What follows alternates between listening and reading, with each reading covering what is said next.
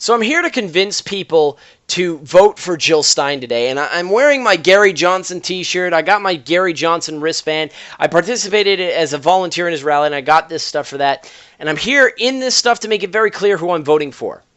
I'm not stumping for Trump. I am here because Jill Stein needs your vote, right? If you go to the general election and you vote for Trump or Hillary, whoever it is you choose, there's like 5 states where your fucking vote matters. If you aren't in New Hampshire, Ohio, Iowa, North Carolina, or Florida, who fucking cares? That's why the candidates don't spend money there. But if you go and you vote for Jill Stein or Gary Johnson, you can increase their percentage of the popular vote, and if they hit 5%, just 5% of the popular vote, they get access to the election fund. It is a voluntary fund that is paid for by a voluntary donation from your taxes. It is overseen for campaign finance laws. So not only are we talking about some recognition here for the other two parties, but we're also talking about having access to a better competitive advantage to actually get recognition. Gary Johnson is pulling somewhere between 7 and 10% nationwide. I'm assuming those numbers will hold till Election Day, because when people are asked whether they recognize the name, most people haven't heard of him. So I expect those numbers to hold. That's the people who actually support him. So we're already over the threshold for the election cycle, but Jill Stein is holding at like 2 or 3%. That sucks. That absolutely sucks. Jill Stein, she may be my ideological opponent. I may completely disagree with socialists and progressives and the whole bit. I may disagree with them, but that doesn't mean I feel their voice should be shut down. What happened at the beginning of this year to Bernie Sanders is fucking offensive. The fact that the Clinton campaign and the DNC conspired together to ensure that Bernie Sanders supporters did not get their delegates, that the delegates were locked down, or that Bernie Sanders supporters' votes just simply weren't counted, that's absurd, right? We have probably one of the most corrupt people ever running for office on one side. And on the other side, we have a complete buffoon. The only way we're going to sit there and change this is if we actually diversify the political field. And you're not going to do that if you keep on shaming third-party candidates with this threat that the other side may win. And this is a standard playbook. Usually the Democrats field somebody who is doing something a little bit kind of shady, or they have a program that hasn't worked or something like that. And the Republicans rail against it, and they rail against it. Sometimes they'll go on witch hunts. It's fucking absurd. Benghazi trial. Yes, the email scandal and a lot of stuff fell out about it, but the Benghazi trial itself was fucking stupid. The only thing that actually mattered there is that we sent an American to jail because he posted an offensive YouTube video. That's fucked up. But the whole Benghazi thing, she fucked up. It's a mistake. It happens. Move on. Yes, people died, and that's very, very sad. But people are dying all the time because we're involved in overseas wars. I mean, this is like what we've chosen to do for 15 years.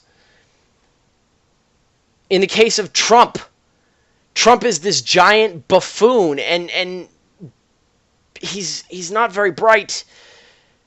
But the Democratic playbook is always the same every election cycle. You make out the other candidate to be literally Hitler, and they spend their entire time trying to strike fear into their base. Not trying to convince them that their candidate is good.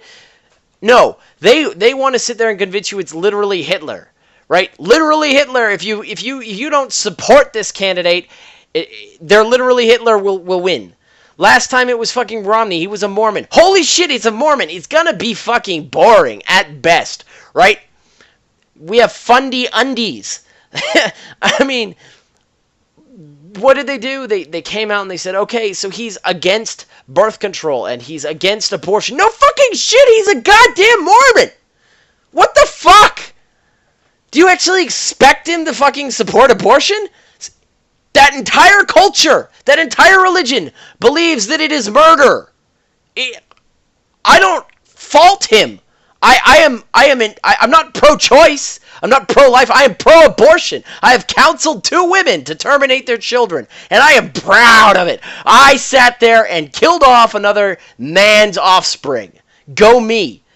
But I don't fault people for being opposed to abortion. It is a morally contentious point. I believe it doesn't have actual significance because I don't believe it is conscious, and consciousness is what provides sentience is the important part for life and rights for me. I mean, computers and AI, right? If we ever had an actual AI, I support those rights. But somehow, Mitt Romney was literally Hitler. It was a war on women. Let's ignore the fact that we have Hillary Clinton over here sitting there and talking about engaging in cyber warfare with a nuclear-capable nation, just antagonizing them for an entire election. Let's ignore the fact that we've been involved in actual conflicts where we have killed more civilians overseas than actual intended targets. Let's ignore that, and we had a war on women because one guy didn't like abortion, and he didn't like birth control, and didn't feel that we should be forcing people to pay for it. Is that really a war on women? Literally Hitler.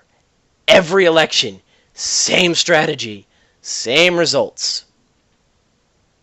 If you want to see something different, the best way to do it is to make it so that there are more candidates in the field, right? If you can't turn around and force people to choose between one of 2 candidates, you don't get to take advantage of that sales technique. If people actually have to support one of 4 candidates, that means that you're no longer turning around and being able to convince the other people, everybody else, that whoever person X, Y, or Z is literally Hitler. You don't have that one enemy that you can rally people towards. You actually have to try to sell your own points of view, and that means better candidates will come to the top. This top-down selection process where they shove Hillary Clinton down your throat or Donald Trump just nukes the goddamn field, that can't happen anymore. Because after the primaries are done, we still have more people that you have to listen to. Your vote doesn't matter unless you're in one of 5 states, so don't waste it. Spend it on a candidate that actually will appreciate it, that will fulfill your values. If you are progressive, vote for Jill Stein. For the love of God, vote for Jill Stein. If you support libertarianism, vote for Gary Johnson, right? It's great. I don't think we're going to sit there and I could convince many more of my 5 people to vote for Gary Johnson, but please vote for Gary Johnson. Yeah, he had the Aleppo moment. Guess what? I didn't fucking know what it was at the time.